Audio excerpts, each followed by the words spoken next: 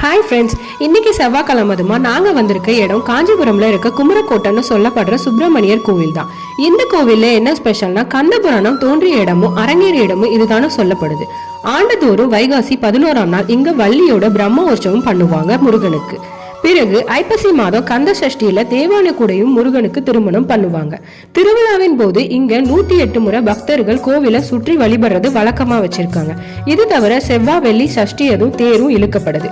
அது மட்டும் இல்லாம இங்க இடதுபுறமும் வலதுபுறமும் வள்ளி தெய்வானைக்கு தனித்தனியான சன்னதிகளும் இருக்கு. இங்க முருகன் ருத்ராட்ச மாலையோட கையில கமண்டலமும் கொண்டு இருக்க காரணம், பிரம்மதேவனுக்கு பிரணவத்தின் பொருள் தெரியாத போது முருகன் கோபம் அடைஞ்சதுனால அவரை சிறையில அடைச்சிட்டு பின் பிரம்மனுடைய படைக்கும் தொழிலையே முருகப்பெருமான் மேற்கொண்டது போது இத்திருக்கோலத்துல காட்சி அளிக்கிறார். இது போல கோயில் இன்ஃபர்மேட்டிவான விளாக் பார்க்க மறக்காம எனக்கு சப்ஸ்கிரைப் பண்ணிடுங்க. வேற என்ன கோயில் காஞ்சிபுரம்ல பார்க்கலான்னு கமெண்ட் பண்ணுங்க. ஓகே, டாடா, பாய்.